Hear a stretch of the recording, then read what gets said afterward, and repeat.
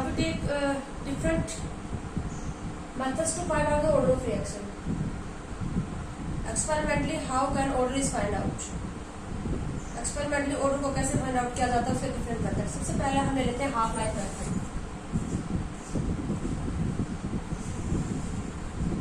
Half life method बहुत ही easy method है. Half life method half life का किसी भी nth ऑर्डर ऑफ रिएक्शन की इनिशियल कंसंट्रेशन के साथ मैंने आपको रिलेशनशिप बताया था जब हमने nth ऑर्डर ऑफ रिएक्शन के लिए डेरिवेशन किया था. तो जो हमारे पास जो हाफ लाइफ होती है वो इनिशियल कंसंट्रेशन वो प्रोपोर्शनल होती है. क्या? It proportional to initial concentration raise to power -n. ये एक्सप्रेशन मैंने आपको बताया था. ठीक है. तो हाफ लाइफ जो होती है वो किसी भी nth ऑर्डर ऑफ रिएक्शन के लिए प्रोपोर्शनल होती है, proportional to initial concentration power 1 - n. Industries में हाफ लाइफ मेथड से कैसे ऑर्डर निकाला जाता है मैं इसको थोड़ा डिटेल से समझाऊंगी. एक रिएक्शन का एग्जांपल लेके चलेंगे. ठीक है. सपोज करो हमने क्या किया, ए से बी बना दिया. अब एक्सपेरिमेंट करवाया हमने फर्स्ट. अच्छा, इसका मैंने लिखा R = K और A की पावर ऑर्डर क्या लिखा n. और हमें n ही क्या करना है, फाइंड आउट करना है. ऑर्डर है, ऑर्डर हमें फाइंड आउट करना है. ठीक है.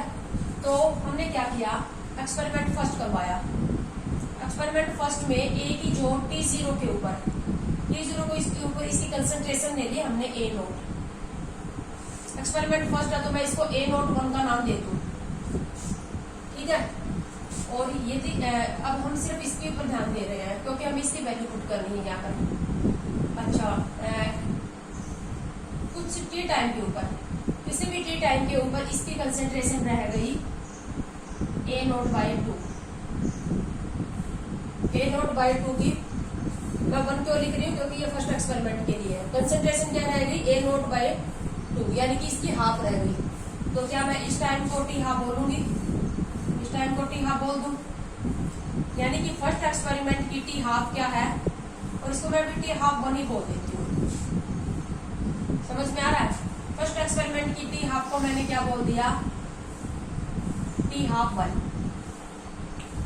ठीक है.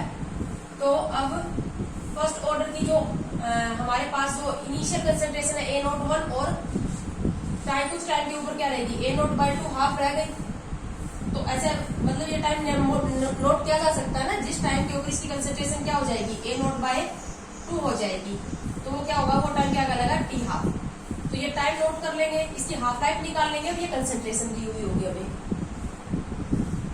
अब उसके बाद हम करवाएंगे सेकंड एक्सपेरिमेंट. इसकी टी हाफ निकालनी, इनिशियल कंसंट्रेशन है इसकी A01. अब एक्सपेरिमेंट सेकंड करवाया जाएगा.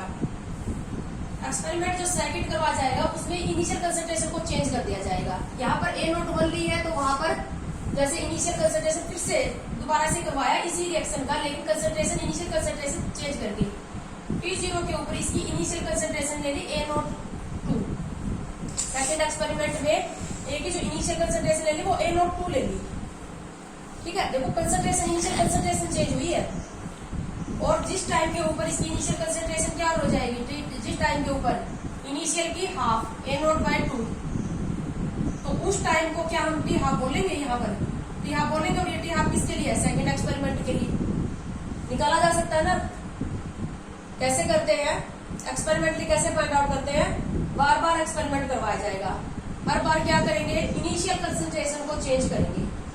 इस एक्सपेरिमेंट में इनिशियल कंसंट्रेशन A01 थी, इसमें A02 थी. इसकी हाफ लाइफ थी टी हाफ 1 और इसकी हाफ लाइफ थी टी हाफ 2. अब यहाँ पर क्या है, हमारे पास 2 टी हाफ आ गई. फर्स्ट एक्सपेरिमेंट की टी हाफ 1, सेकेंड एक्सपेरिमेंट की टी हाफ 2. फर्स्ट एक्सपेरिमेंट की initial concentration A01, second experiment की A02. ठीक है. अब हम इसको क्या करेंगे, यहाँ से भी देख के पता लगाया जा सकता है. वैसे जरूरी नहीं है इस इक्वेशन का हम यूज करें, इस इक्वेशन का भी यूज कर सकते हैं. वैसे यहाँ पर भी देख के पता लगाया जा सकता है. अभी मैं आपको डाटा दूंगी, आप डाटा देख के ही पता लगा दोगे कि ऑर्डर क्या है. क्योंकि हमने क्या किया है, 0 ऑर्डर की हाफ लाइफ के ऊपर इनिशियल कंसंट्रेशन का, फर्स्ट ऑर्डर की हाफ लाइफ, सेकंड ऑर्डर की हाफ लाइफ के ऊपर इनिशियल कंसंट्रेशन का क्या इफेक्ट पड़ता है, वो रिजल्ट देख रहे हैं। ठीक है, उस रिजल्ट को देखकर भी हम यहाँ पर पता लगा सकते हैं इनिशियल कंसेंट्रेशन में जो चेंज आ रहा है फर्स्ट एक्सपेरिमेंट में इनिशियल ये थी, सेकंड में ये थी। जैसे कि ये 1 मोलर थी, ये 2 मोलर लेके करवाई, एक बार 1 मोल लेके करवाई, एक बार 2 मोल लेके करवाई। ये टी हाफ 10 सेकंड थी, ये भी टी 10 सेकंड ही रही, यानी कि इनिशियल कंसेंट्रेशन डबल की तो हाफ लाइफ के ऊपर कोई इफेक्ट नहीं आया, ऑर्डर बता सकते हो तुम, है ना। या रिजल्ट ऐसे आ जाए ये डबल करने से ये भी डबल हो रही है, कौन सा ऑर्डर आएगा? ये डबल करने से ये हाफ हो रही है, कौन सा ऑर्डर आएगा? जो रिजल्ट हम कर चुके हैं वहां से देख के भी पता लगा सकते हो। या फिर हम क्या करेंगे, अब हम मतलब अलग अलग एक्सपेरिमेंट करवाए जाएंगे, एक ही रिएक्शन के ऊपर इनिशियल कंसेंट्रेशन को चेंज करवाया जाएगा। इनिशियल कंसेंट्रेशन को चेंज करवाया जाएगा, हर बार उसको आधा होने दिया जाएगा, आधा होने दिया जाएगा, जो टाइम आएगा वो टी हाफ आएगी। तो अब क्या करेंगे, ये जो एक्सप्रेशन आया था इसमें पुट कर देंगे हम। तो T half of first experiment is equal to क्या हो जाएगा, is proportional to C naught of first experiment. C naught of first experiment को मैंने लिखा ए नॉट 1 और इसकी पावर है 1 माइनस n। इसी तरह से T half of second experiment, T half of second experiment proportional to initial concentration, कितनी मानी है सेकंड एक्सपेरिमेंट की, ए नॉट 2, इसकी पावर 1 माइनस n। दो इक्वेशन आ गई, इसमें जमा रही हूं मैं इनको। एक एक्सपेरिमेंट की टी हाफ को 1 माना, टी हाफ 1, उसकी इनिशियल कंसेंट्रेशन क्या नहीं थी, ए नॉट 1, इसकी पावर क्या होगी 1 माइनस n।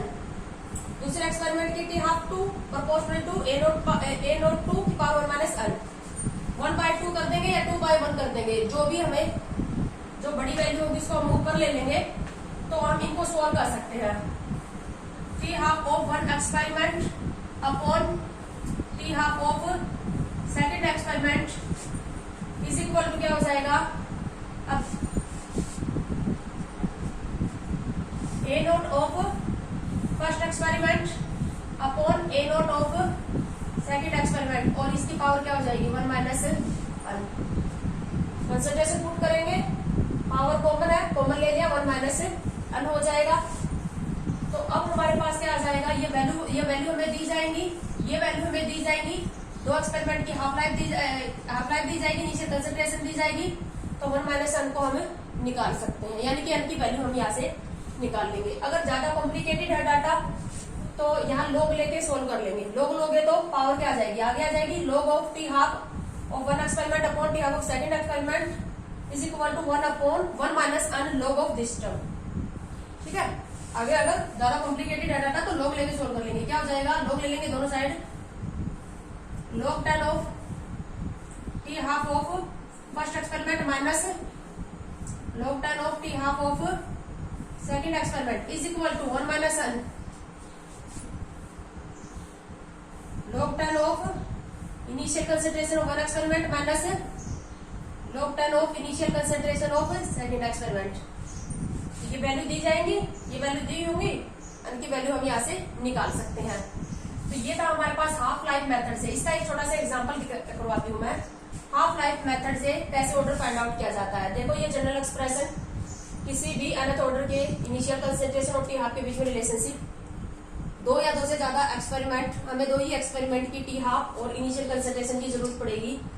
दो एक्सपेरिमेंट की टी हाफ का रेशियो, उनकी इनिशियल कंसेंट्रेशन का रेशियो, पावर कॉमन थी, मैंने कॉमन ले लिया 1 माइनस n। तो ये वैल्यू दी जाएंगी, हमें क्या निकालना है, n निकालना है। इस तरह से लॉग की हेल्प से सोल्व कर सकते हो, या डाटा सिंपल है तो विदाउट लॉग भी सोल्व कर सकते हो। इसके ऊपर एक मैं छोटा सा आपको क्वेश्चन दे रही हूँ। इसी जैसे हमारे पास इक्वेशन यही है, ये इक्वेशन है, इसका ऑर्डर हमें फाइंड आउट करना है। यहाँ पर हमें डाटा दिया गया था, एक्सपेरिमेंटल जो डाटा आया था हमारे पास, एक दिया गया है इनिशियल कंसेंट्रेशन ऑफ ए, और एक हमें दिया गया है T half life.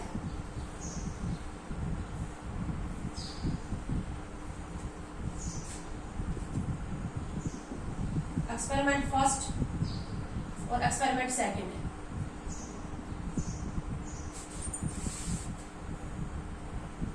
First experiment के लिए इनिशियल कंसेंट्रेशन है 0.1 और फर्स्ट एक्सपेरिमेंट के लिए हाफ लाइफ दे रखे 10 सेकेंड।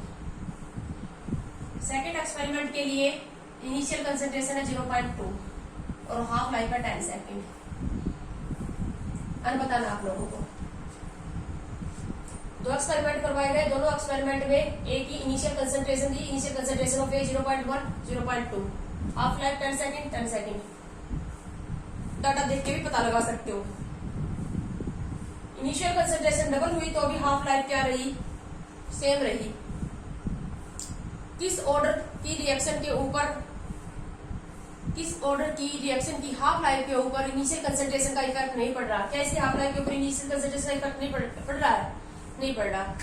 तो ऑर्डर क्या आएगा? n की वैल्यू बता सकते हो, यहाँ पर देख के भी पता लगा सकते हो। फर्स्ट ऑर्डर है ये। अगर इक्वेशन से करना है तो इक्वेशन से कर लो। क्या हो जाएगा? T half 1 upon T half 2 ए नोट 1 अपॉन ए नोट 2 पावर 1 माइनस 1 क्या हो जाएगा? 10 अपॉन 10। ये कितनी है? 0.1 अपॉन 0.2 1 माइनस 1 1/2 1 माइनस 1। इसको तुम्हें 1 करना है। 1 कब करते हो? जब पावर क्या हो जाए? 0। 0 कब आएगी? n की वैल्यू क्या ले लोगे? 1। n की वैल्यू 1, ऑर्डर आ गया 1। तो डाटा अगर सिंपल हो तो इक्वेशन जमाने की जरूरत नहीं है, देख के भी पता लगा सकते हो। अगर मैं इसी को ऐसे देती, ये डबल हुई तो हाफ लाइफ भी डबल हो गई। ऑर्डर बताओ। 0 ऑर्डर की half life initial concentration directly proportional है। इनिशियल कंसंट्रेशन डबल की, हाफ लाइफ भी क्या होगी? डबल। तो 0 ऑर्डर है, यहां से पुट करके भी निकाल सकते हो। ठीक है। और अगर मैं इसको ऐसे देती, इनिशियल कंसंट्रेशन डबल की तो हाफ लाइफ हाफ हो गई। सेकंड ऑर्डर की हाफ लाइफ इनवर्सली प्रोपोर्शनल होती है इनिशियल कंसंट्रेशन के। ये डबल हुई तो ये हाफ हो गई। यहाँ पर पुट करके भी n की वैल्यू निकाल सकते हो।